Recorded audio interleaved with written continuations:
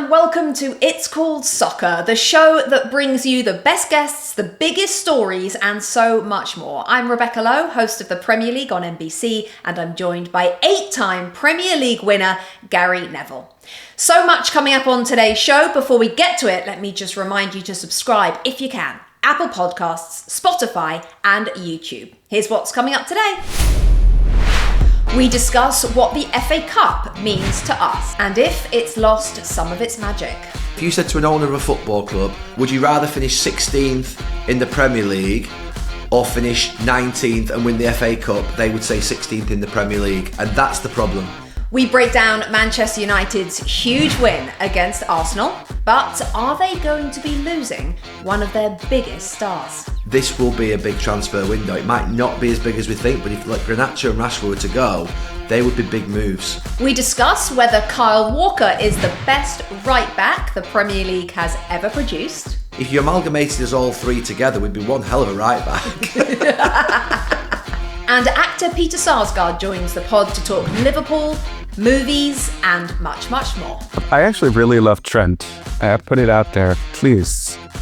There's nothing in Madrid. People go to Madrid to wither away.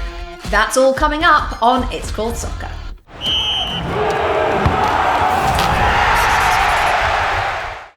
Gary Neville, haven't seen you in a minute.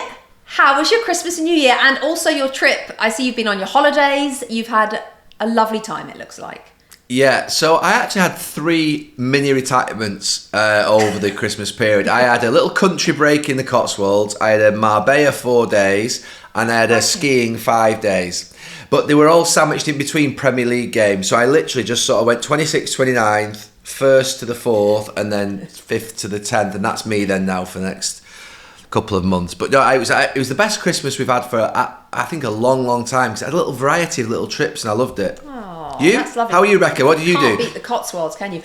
Christmas we spent in New York City. We did a Home Alone Lost in New York special for my little boy, and we did all of that fun New York City family stuff. It was the coldest Christmas New York City's had in 13 years, and I discovered that raising a child in California, you are raising a child that doesn't walk anywhere. So, yeah, he plays football and he plays tennis, but he doesn't walk anywhere because you can't, it's like, you can't walk, you have to get in your car. So we're walking like 4 blocks in New York and he's like, oh, can we get a cab? Like, no, we're not getting a cab, even though it's minus 7,000. So yeah, a lot of discoveries, but it was wonderful. I love New York City. It's an absolute dream, and especially at Christmas. So that was nice. And then I went to work on Christmas night, and it was that whole stretch. You know that stretch where you were taking holiday every 2 days? That stretch, I was basically on television. Yes, but excellent. Since we last spoke, Gary the Weasel Neville has gone around the world, by the way. Has anyone mentioned it to you? I was once. I think Liverpool fans once branded me the Rat, and I've basically now improved, I think, to being a weasel. I think weasel's better than rat, so I'm quite happy with that, to be fair. I think that's been our biggest clip, unsurprisingly, since we started the pod. So the Weasel is the name for the future. Okay, so loads to get to. Okay, we're going to talk a bit about Man United. We're going to talk a bit about the FA Cup. We're going to talk a bit about Kyle Walker. But I want to start with the FA Cup. For those that don't know, oldest domestic cup competition in world football. So special to pretty much every football fan in England.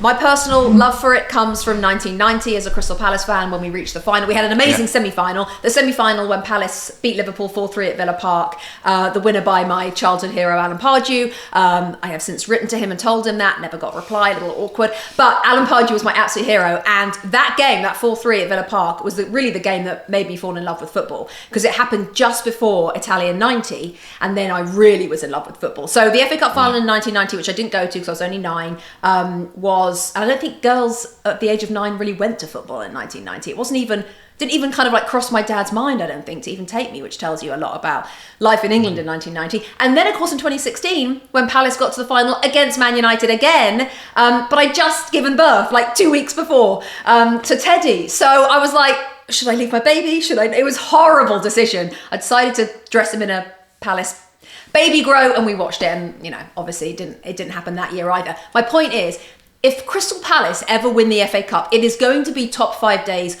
of my life, maybe top 3. You've won it 3 times. Yeah, 3 times. So for you, surely you get all of those feels in a different way. Yeah, do you know something? The FA Cup, obviously Manchester United didn't win the old Division 1 league title for many years, from sort of 1967 through to 1993. So my childhood was about FA Cups. You know, Liverpool were dominant.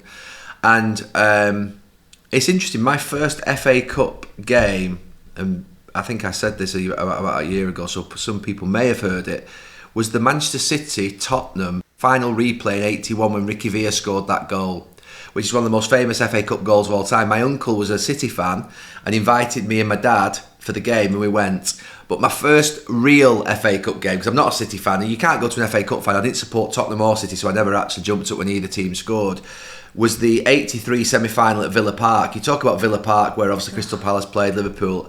Honestly, the reason Aston Villa is my favourite ground, Villa Park's my favourite ground, is because of the FA Cup. The 99 semi-final replay, obviously, where Giggsy scored that goal. The Whiteside winner in 83 was one that I went to the game with my dad and my granddad, and I remember parking around the streets of Villa Park, and one of the little kids saying to us, "Well, look after your car." You used to, in England, when you used to park around the streets in the game and you were an away fan, you used to basically look at you and clock you, and they used to have to basically give the local kids some money so that you didn't scratch your car or break your car windows. Yeah, that was honestly a thing. Wow. And I remember my dad giving him a few quid to basically look after the car and stuff. And the FA Cup was everything. It was magical for me. Actually, even at United, the first big game that Sir Alex put me in and brings Crystal Palace back into it was the 95 semi-final against Crystal Palace.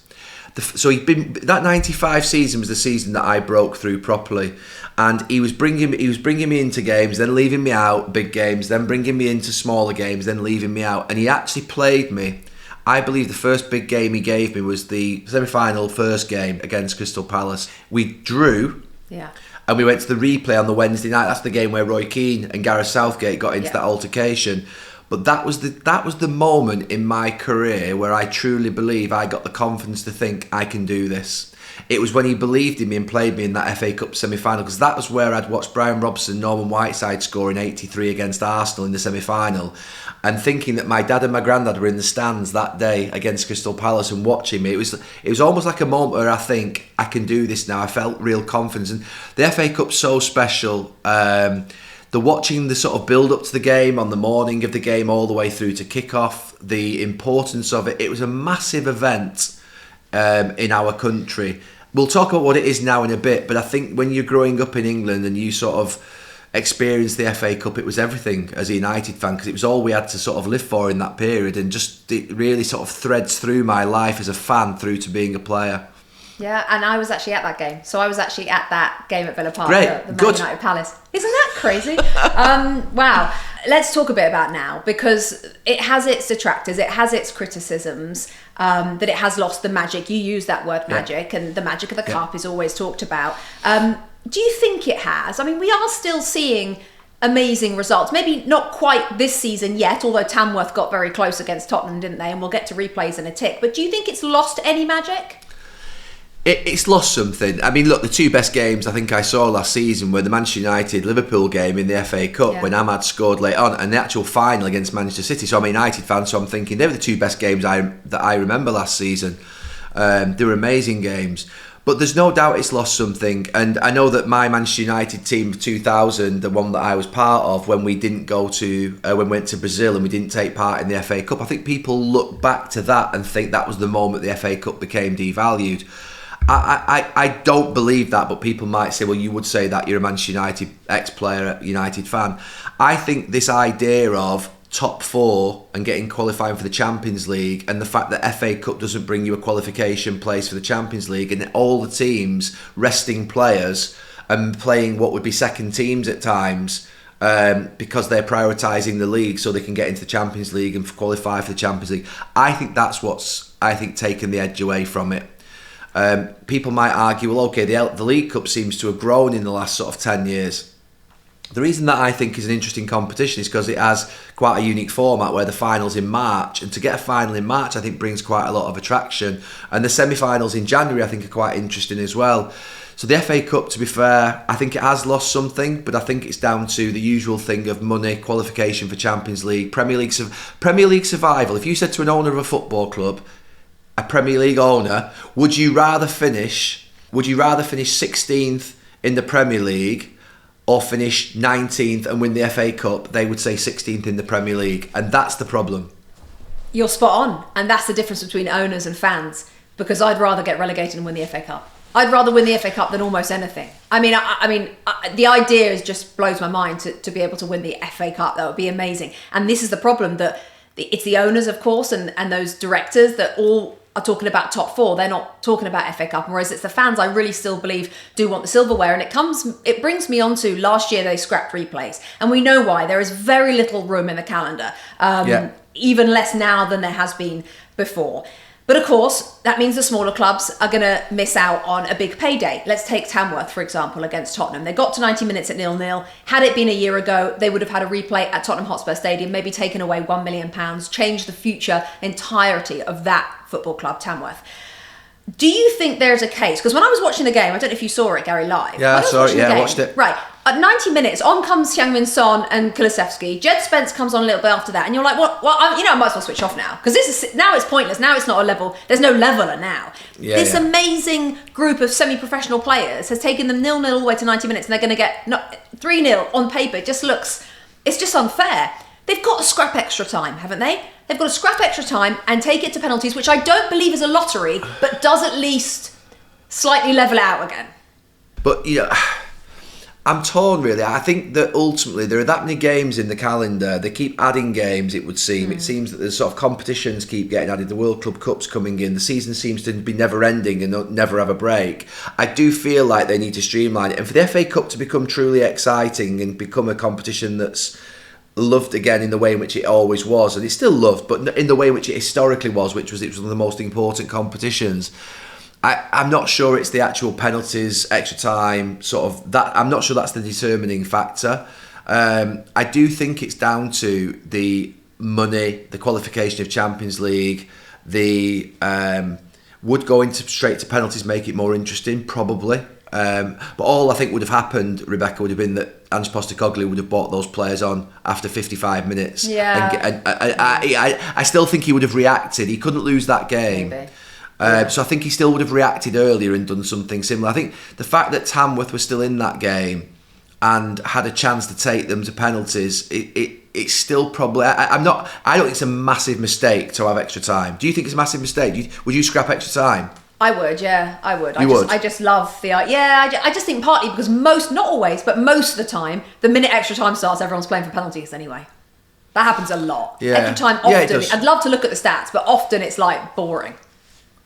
Yeah, I mean, they tried the golden goal. I was part of the Euro 96. I don't mind that. Yeah, the golden goal was something that then everyone was frightened to death of making a mistake, and I'm not quite sure that. And then all of a sudden, you saw the game just ended, and it was like, what? Yeah, that is weird. It's like a goal went in, it's like, that's it, it's the end of the game. It's like, so they have tried different things. I wouldn't be against going straight to penalties, but I'm not against the idea in a great game of extra time and half an hour extra being played. I think my view would be that I think the problem is, at that stage, I'd have loved them to have gone straight to penalties, but I don't think the FA Cup final should go straight to penalties. I think that, so I don't know how you do that. I don't know at what point once all the small clubs are out, because let's be honest, no matter what happens, the big clubs are going to get through. It's very, very, very, very rare that even a championship club gets to the final. So we can do all we're trying to do is help out the smaller clubs, which have, had problems now with the scrapping of replays. That's all I'm trying to do, even it up a little bit, that's all. But you're probably right. Talking about big club against small club, your Salford went to Manchester City. We talked about it when the draw came out, 8-0. Yeah. Which is actually quite rare at that stage of the tournament, of the competition. When you get a League Two or lower league team against a Man City type, it doesn't often end 8-0. What was that? I mean, obviously it's a disappointment. Look, I couldn't watch in the second half, to be honest with you. Not because I watch every single Salford game and always have done, but I found it very difficult. I think Manchester City are the worst team to play for a lower team opposition, and I think they're the worst team to play at Manchester City because they're so accurate and so precise in everything that they do that they are the most damaging team to play against. Whereas at this moment in time, Arsenal are a better team, Liverpool are a better team, but they would be easier to play against. That sounds really daft for a sort of what would be. I think that for I'll go back to sort of my era. I think we would have been an easier team to play against for lower league clubs than Arsene Wenger's Arsenal, because they were sort of very precise and sort of accurate in everything that they did. We were sort of more of a sort of team that had different sort of qualities that sort of won games. And Liverpool, I think, are similar, but City are just absolutely devastatingly precise. It was difficult to watch the second half. It was one of those ones where, 8-0, look, we've had a great run recently. We've been absolutely fantastic, but I wasn't expecting it to be 8. I thought it may be 4, 5, 6, because I just thought City are the type of team that will just cut you open with their precision, and that's what happened. Yeah, you were missed as well, because the City fans had some songs for you, apparently. Well, I had my ski trip booked, which I've booked every year, and I decided that ultimately that this was likely to end up with two things.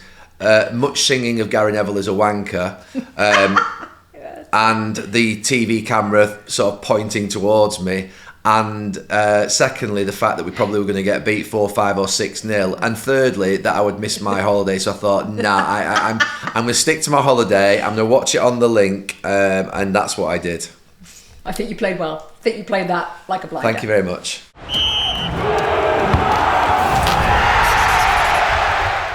This episode of It's Called Soccer is brought to you by Peloton. Now, with managerial sackings, big money moves and midweek matches, the football doesn't stop nowadays, and trying to stay fit with my schedule is a big challenge. That's where Peloton can make the difference. Whether you're squeezing in a strength class in your lunch break, my personal favourite, love a bit of strength, or you need a quick running session to clear your head, Peloton's variety keeps you on track. From recovery workouts, so important, to marathon prep, Peloton has programs and classes that will help you meet any goal in any schedule. Plus, with the all-access membership, you can work out where you need to, at home, on the road. I do it at the hotel or at a gym. Peloton's right there. And if your team have had a bad weekend, Peloton's meditation classes are a great way of finding a bit of calm, perfect for dealing with the stress of the January transfer window. Find your push, find your power with Peloton at onepeloton.com.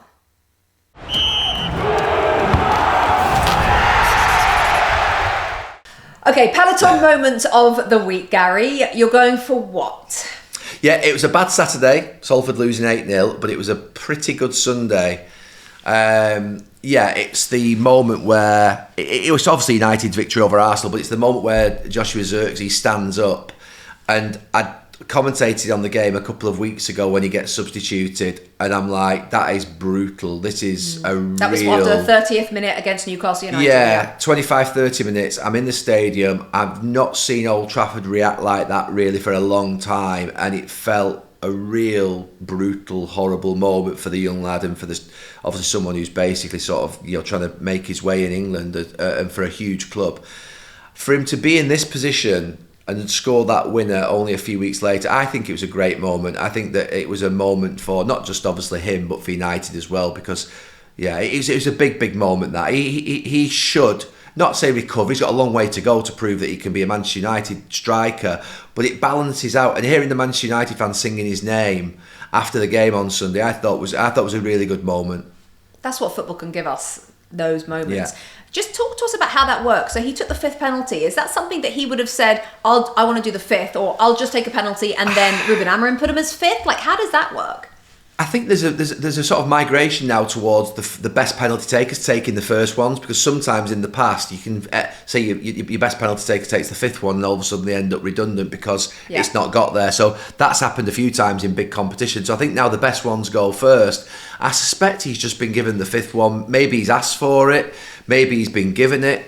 But it's one of those penalties that is going to be either you have to score to stay in the game or score to win the game. So if it gets there, So if it gets to the 5th, it's going to be an important penalty one way or the other. Now, when he stepped up, thankfully it was a penalty to win. So even if he actually missed, there still wouldn't have been just on him. Somebody else would have had to have missed. But I just thought when he stood up, I thought straight away, it's almost like a time stood still moment. You're thinking, this is massive for him. In terms of sort of reversing what happened a few weeks ago, getting himself back sort of to a point whereby the United fans sing his name, he's in favour. It was a huge moment, but there was pressure on him. And I wasn't sure, I wasn't confident that, he doesn't look a really comfortable striker of a ball when he sort of is in front of a goal. A bit awkward, so you're thinking, well, how's this going to go? But yeah, no, I was delighted for him. Takes massive bravery, so yeah. massive courage. So well done to him. An incredible, absolutely, and well done to Ruben Amorim. Maybe he was a part of that. I'd love to know the absolute decision making. If Amorim said, "Look, I trust you. I think you should go fit." I just think that's incredible from all ways round. So there's nothing better than that type of story. So in the last month, United have beaten City, drawn against Liverpool, knocked Arsenal out of the FA Cup. I don't want to ask you whether or not are we slightly turning this huge oil tanker around, because I feel like that question's been asked a million times. I guess the question is, over the course of this month, what signs, other than results, what signs have you seen in that month since Amorim, really since the Rashford Garnacho situation actually, what signs have you seen that this is starting to turn under Amorim? He's been more consistent with his team selection. I think that's absolutely imperative. I think there were certain things, that Newcastle team selection of Casemiro and Eriksen in midfield, and obviously having to correct it and take Zirkzee off. He played Zirkzee off the front in that left sort of pocket position. The back three didn't have any pace. I think that was a really difficult team that he picked that day to win that game. So I think he's looked at himself since then. I think he's picked a more consistent 11. And then, to be honest with you, I have to say the Liverpool performance, the level of commitment, the ability to tackle, get to people, actually the confidence on the ball. I don't know what he did between sort of that Newcastle game and the Liverpool game. He had that 5-6 days of working with them, which he asked for. He's had another 5-6 days of working with them. Those 11 players that have taken part, the team that started in the last couple of games, it seems to have settled. He seems to have sort of said, right, this is what I'm going to go with. They've been more committed. They look more settled. But let's not get carried away. I mean, you say he's the oil tanker turning. What happens when you set the sort of bar so low and then you improve from that? The standard's here. Where Liverpool and City are, Arsenal are here. What United have got to is there. What United have done is got to here now. So we're still at the base level of, right, they've shown some fight. They look a little bit more organised. They're hanging in there in games. But if you think about what United have done over the last 10 years, these sort of green shoots of recovery that they've displayed at times where they've got decent results and you think, oh, here we go. There's still a long, long way to go, and I don't think Ruben Amorim or the players would say any different. So this is not a time to get carried away. I think it is a time to say, it does look like Ruben Amorim's just sort of settled things a little bit in this last couple of weeks. The commitment, the organisation, the consistency of team selection, and that needs to continue now, but they do look a little bit more settled. And do you think, Gary, the way he has dealt with Rashford, who doesn't look like we're going to see again in a United shirt, the way he dealt with Garnacho, who he sort of punished originally and sort of now is kind of back in, back out, but there were rumours as well about Garnacho. Do you think the way he dealt with those two players, so firm, so decisive, so honest, maybe has... You tell me, being in a dressing room when your manager does that, are you buying in even more to the manager then? Yeah, I mean, I think that what's happened is the new owners have come in and they've made some real big decisions, not always popular. I think the new managers come in. I think they've got a lot of reference points of what's happened in the last 10 years, trying to sort of placate players, trying to sort of keep them happy, trying to sort of make sure, or give them new contracts, trying to turn them round, thinking they can get more out of them than the last manager. I think what's happening is they're looking at it and thinking, now enough's enough. We have to make huge... To get this cultural change that everyone talks about at Manchester United, to actually enforce that and to actually create it, you're going to have to make massive decisions and make the players, the rest of the club, feel like it's a different club. I think that if you're targeting Rashford and Garnacho, who by everyone's opinion would have been Manchester United's most talented front two at the start of this season, the ones that you would think they would rely upon and say, right, you two are out, I know Garnacho's come back in now. I think he's basically thought, I'm not going to go the same way of the previous managers and see lack of effort, poor training, poor standards, whatever it is that he feels he's seen, and he's alluded to standards, so I'm not, he's alluded to standards. I think it's got to that point now whereby he's going to go the same way as Ten Hag, same way as Rangnick, same way as Ole, same way as Jose, same way as Lou Van Gaal and Moyes. If he carries on doing the same thing, he's going to have to make some drastic decisions. Garnacho, I think it's been in the news the last 24 hours that bids are coming in for him. There's been news stories about, obviously, Rashford going on loan or going away to another club. It genuinely wouldn't surprise me if Ruben Amorim made these big types of calls. I don't think he's got anything to lose. We've seen it all over 10 years whereby these talented players who haven't delivered on a consistent basis will not get Manchester United to the top, that he might just have to target. You know, if you think about what Sir Alex Ferguson did over many, many years, sometimes there's some of the major fallouts he had with the big players, but that was for him to wrestle control. You know, sometimes it was unfair, sometimes it wasn't, to be fair. It was even a shock to the players that stayed at the club. But if you look back and think that when he first came in, and obviously Norman Whiteside and Paul McGrath were let go in his early days, and then obviously beyond that, Jaap Stam leaving, and David Beckham left, and Roy Keane left, and Ruud van Nistelrooy, massive players that you thought, these players can't leave the club, it's not right. But he did it to wrestle control, whether you liked it or didn't like it, agreed with it or didn't agree with it. And maybe Ruben Amorim has to go basically for the most sort of what would be high profile players and say, I'm in charge here, I don't care who you are, I'm the one that's going to be basically implementing the standards at the football club. And if you don't quite hit them, I don't care how talented you are, how valuable you are, what the fans think of you, what your pay packets are, you're done. And this will be a big transfer window. It might not be as big as we think, but if like Garnacho and Rashford were to go, they would be big moves. It wouldn't surprise me if there was a little mini clear out and he brought in one or two players.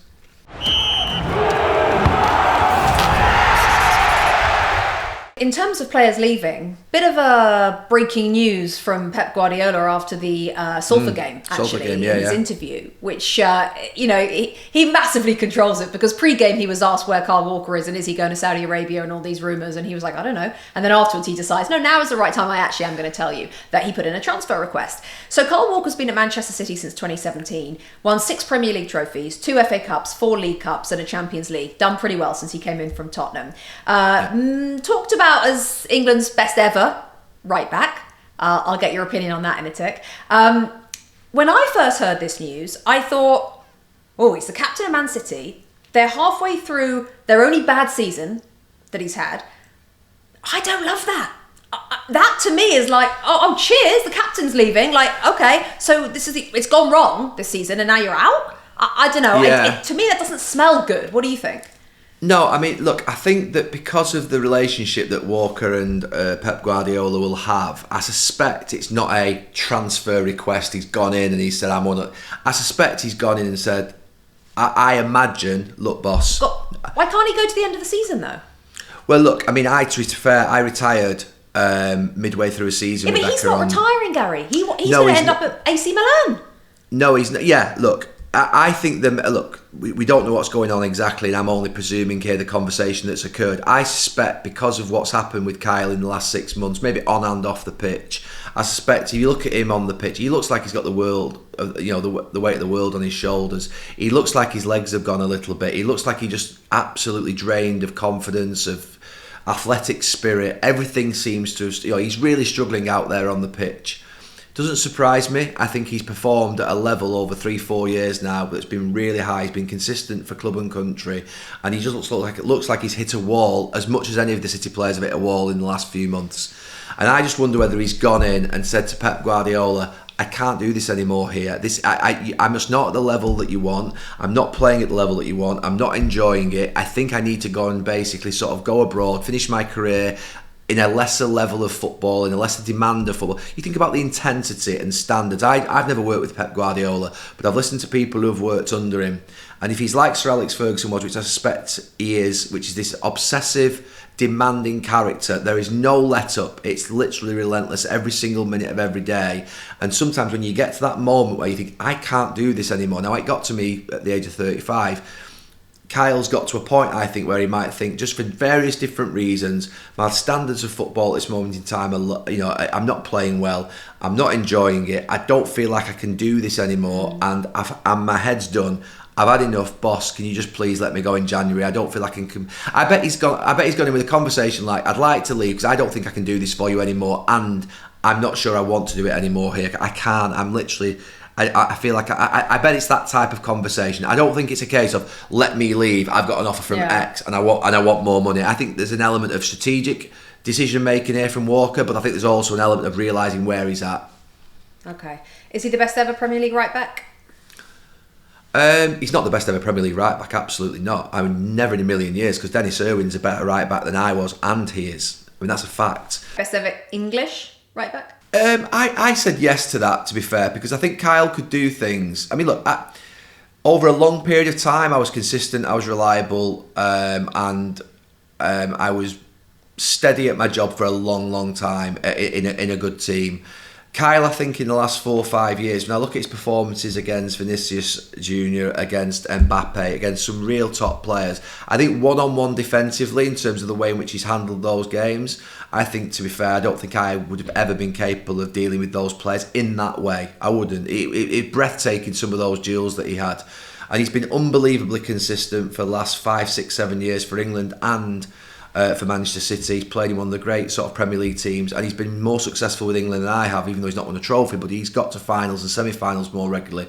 So I absolutely have no problem with anybody having an opinion that Kyle Walker is a better right-back than me. And I would never actually volunteer myself as I mean, you've never heard it come out of my mouth that I'm the best Premier League right back or best English right back. So I'm happy for people to sort of say that Kyle Walker is a better right back than me. I don't disagree with the thought myself, because I think some of the performances he's put in have been world class. I mean, Trent Alexander-Arnold is one other to bring into that, because I know that he's had a rough patch recently, but what he can do at right back, I think if you think about it, actually, what Trent can do on the ball, what Kyle could do one-on-one, I do think I was better positionally and organisationally and from a point of view of understanding the game than those two. I think I knew my position better than those two, but I didn't have the pace of those two. I didn't have the pace of Kyle, and I certainly didn't have the ability on the ball of Trent. So I probably got stuck in the middle of the two of them in some ways. Probably three of us. If you amalgamated us all three together, we'd be one hell of a right back.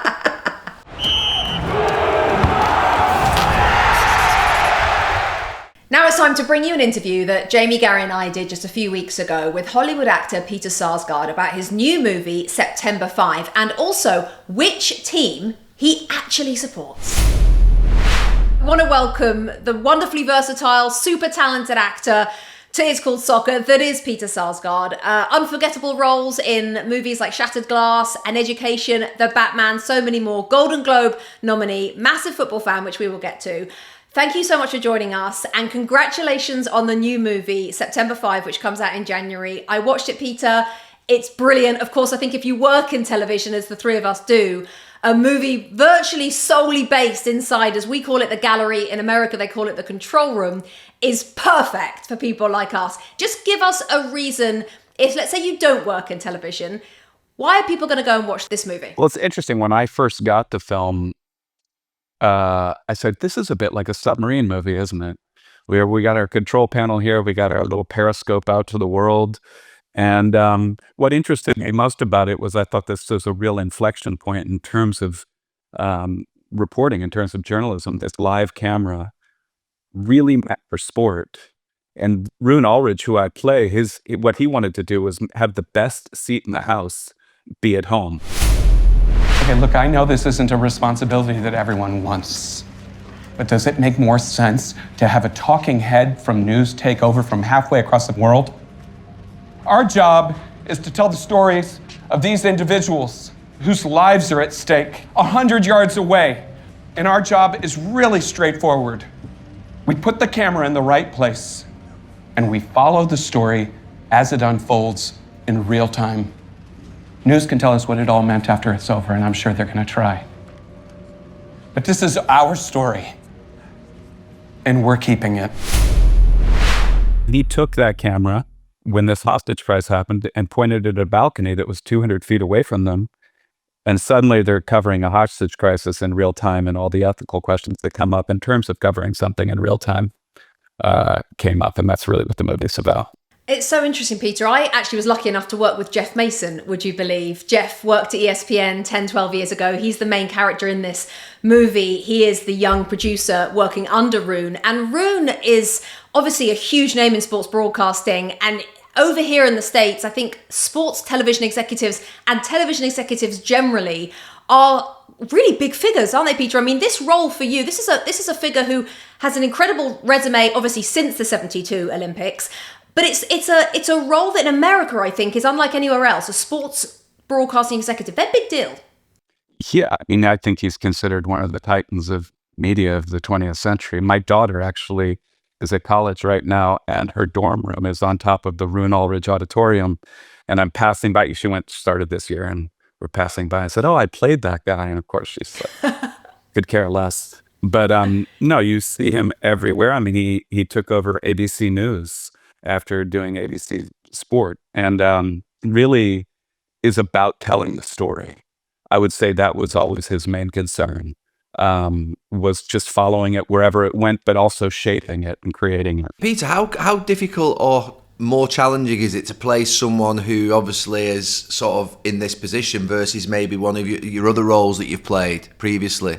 I'll tell you, I hate playing characters based off real people, but I do it all the time. It's a bit easier when the person we don't know what he sounds like that much. We don't know what he looks like that much. I actually happen to know a little bit of what Roone sounded and looked like because I've been obsessed with sports since I was a kid. And no, I always feel like the main thing that you owe the other person is to have some self-respect. Don't do anything that undermines yourself, and you won't undermine them. Peter, can I ask you about the football? Sure. Now, the passion, where does it come from? Where does it start? It actually all started in St. Louis, which was kind of the hub of soccer when I was a kid, in the, growing up there in the 80s and 70s. And there was a guy named Harry Keogh, who you might remember played on the U.S. team that beat England in the 1950 World Cup 1-0. He was a defender. He was everything soccer in St. Louis. We had this big Italian-American community there that was really into it. And actually his son, Ty Keogh, ended up being a coach of mine when I played at Washington University when I was in college. So I kind of came full circle there. I also followed the Steamers, the indoor soccer league. I played at halftime. I lived very close to the stadium. One of my coaches at one point was Slobo Ilievsky, who was the goalkeeper for that team. And I was actually introduced to the Premier League through American magazines. That's primarily how I followed it and kept track of what was going on. And I was obsessed. I was a kid who walked to school with the ball in my foot. After school, I was chipping the ball over the sofa and trying to land it into the garbage can. It was just, once it takes, it's hard to let it go. Peter, we have tried to find out who you support. We have listened to interviews. I've read articles. 1 minute it's saying Arsenal, then it's saying Man City. Some say Liverpool, which Jamie would be delighted about. Can we please get the exclusive? Who does Peter Sarsgaard support? Okay. I did a movie with Nick Hornby. Okay. Oh, I know where you're going. No, but you don't know where I'm going because I went and saw games with him, and I never broke it to him that I was a Liverpool fan the whole time. He actually gave me... bingo! I sat next to him at the stadium. I just kept my mouth closed. But I follow Liverpool because I did this thing called Mid-America Soccer Camp every summer, and they had, retired English players come over and coach us. And my favorite coach was a huge Liverpool fan, and he just indoctrinated me. He made it seem like the best thing in the world. That said, I frequently I'll root for two teams. And I will pick up another team at the beginning of the season. And sometimes it's a team that could get relegated, maybe. Sometimes it's a team where I just like the way the team's managed, So for me this year, it's been Brighton. This is quite controversial, the two-team thing. I feel like this is very American. It's just the way I do it. But I change the other team every year. And actually, kind of like it that. got very confusing one year when I rooted for Leicester, and then they were incredible. That was my biggest problem. When they played Liverpool, I was like, oh. Do you get up on a Saturday morning, Peter, and watch the games? Do you? Absolutely. I watch. I will watch usually 2 games over the course of a weekend. But that said, I also will just jump in and watch. I saw little bits of other teams. I also lived in Spain for a bit, and I will sometimes jump into, because at 3:00 the Spanish games come on, and I'll be doing something else, but I'll have it running in the background, And I really like Sevilla, actually, in Spain. You took Tom Cruise to a game. Is that true? That is true. Yeah. We were filming there, and it was just the easiest thing in the world to go see them play. I mean, I saw them play the Rangers in Champions League. I saw them play all kinds of teams in the Spanish League. And it was just like you could walk to the stadium and walk in and have a seat. I loved it. And I told Tom that, and he said, right, let's go. And of course, when I went with him, it was like we went up and we were in the booth thing, and it was like, it was magnificent, you know. And I look up at one point and we were talking about the game, and I was explaining something about the game that I thought was interesting. I was actually writing it down on a piece of paper, and I looked up and we're both on the Jumbotron. So it was a bit of a different experience, but he's a big fan of sport as well. And soccer, obviously, he's friends with David Beckham and everything. I want to ask you about Liverpool, Peter, then. So you're a Liverpool supporter. What are your thoughts on the title this season? It looks like Man City can't win it. How are you feeling at this stage of the season? I think if everybody stays healthy, I feel good about it. And maybe everyone will want to stay. Yeah. Do you think will all stay? I actually really love Trent. And I put it out there, please. There's nothing in Madrid. People go to Madrid to wither away. That's what happens. They go there, they sign for a bunch. It's just, it's a place that's a lot of pressure, and fans turn on you quickly. Liverpool fans are there to root for you. I think actually that's a really beautiful thing about my experience watching them over the years, is the way that fans really stick to the team even when they're down. I actually find it hard sometimes to root for a team when they're up. My heart comes out more when they're down, you know. I think I was the same way as a player. If we were down a goal, I just played until I vomited. Could you have made it, Peter? Could you have made it as a player, do you think? Was there a moment? No? But I kept my shoes from the time I was a child because I thought we would want them in a museum at some point, you know, because I was frequently one of the better players wherever I was. But, you know, this was the United States, and I played in every program that you could play in, and I played all year round. I made myself ambidextrous because I just worked on my left foot from the time I was little. I used to lie and say that I was left-footed, even to players on my own team, because I wanted to make myself develop that left foot. I actually played left wing, but like a lot of wingers, I shot with my right foot frequently, but I could cross decently with my left. Peter, those camps that you talked about going to in the summer, I actually went over there as a young United player to be a coach in one of the camps. It was actually in Los Angeles with David Beckham and with my brother and Keith Gillespie. There's a massive culture of like playing football as a youngster in America. Where does that point come whereby the connection with the game, where you've got these hundreds of thousands of kids who are talented playing at a young age, and then that sort of disconnect whereby it doesn't turn into a really strong professional game? I mean, it's getting better now, I know, but where is that disconnect for someone who's obviously been through that sort of system? I think a lot of our best athletes play other sports, is one thing. I think it's changing, but like when I was in St. Louis at the time, it was celebrated. Not just families would come and watch, but like the community would come out and watch a game of kids playing. And it felt special. It felt like you were really up to something special. So I think it's a community thing. I don't even think it's just like a parent thing. You know, watching MLS games and not just watching Premier League games. You know, I mean, I tune into MLS games less than I do Premier League games, but when I was a kid, the Steamers, my little, you know, the indoor soccer league, and watching professionals do it was a big deal to me. What's next for you, Peter? Obviously, you're going to have a lot of promotion work for September 5, but is there a project right now you're working on? Yeah, actually, my wife directed me in another movie called The Bride. It is The Bride of Frankenstein. It's like Mary Shelley's in it. It's all from her mind. The original Bride of Frankenstein, the bride is only in it for 6 minutes. So this is a real reimagining. And it's Christian Bale as Frankenstein, Jessie Buckley is the bride, myself and Penelope Cruz are the detectives, and Annette Bening is the doctor. Peter, how's that being directed by your wife? You know about that, don't you, Gary?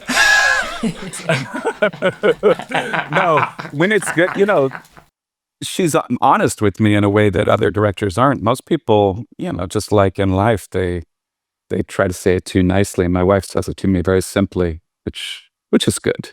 It's good in the end. So directors normally are a little bit sort of too worried to say things bluntly to you when you're normally directing a film. Would that be how it would be? Yeah, carefully. I will say, this is interesting. One of the greatest acting teachers in Hollywood passed away a couple of years ago. She was my teacher. She was like Al Pacino's teacher, Harvey Keitel, Holly Hunter, and Nicole Kidman, all these people. She was a huge Sir Alex Ferguson fan. Wow. And she really thought that was the way to direct. Like authority figure. He's here. Everyone else is here. We're listening to him. I'm not great with that. In what way? Your reaction would be that you'd fight back, or you just... Well, I have something to say. That's why I'm there. So I go, well, that's an interesting idea. Why don't we try it and see what we come up with, and then you can comment. Oh. Just like Gary used to say to Sir Alex. Exactly what Gary used to say. Yeah. How about we play on the field, we'll figure some stuff out, and then you can have an opinion or two. Yeah, that wouldn't have worked. And then he pulls out the hairdryer. Exactly. Thank you so much. Everybody watching and listening, September 5 is out on January 17th. I've seen it. It is so good. You are incredible as Rue Knowledge. And once again, thank you so much, Peter, for joining us on It's Called Soccer. Such an honor. I'm huge fans of all of you, truly. Well, it's a big thank you to Peter Sarsgaard for that interview. That's all we've got time for on It's Called Soccer this week. Before we go, though, we just wanted to take a moment to share our thoughts and our best wishes for everybody in LA going through these awful wildfires. I personally have friends who've lost homes, lost everything. To see the pictures is beyond belief, really. It doesn't feel real. I live about 6 hours north, so luckily for me, I'm safe and away from it. But we have wildfires in Northern California all the time. I've actually had to evacuate my own home a few years ago. So I know the pain that these people are feeling and dealing with, and it hasn't stopped yet, and we just hope that the winds die down and everything gets under control soon. And Gary, I'm sure you agree, all of our best wishes, love, prayers, thoughts, whatever good they can do to everybody who's struggling. Yeah, I just want to echo Rebecca's words and send all my love, prayers and thoughts to everybody in Los Angeles that's affected at this moment in time. All right, thank you, Gary. We will see everybody next week.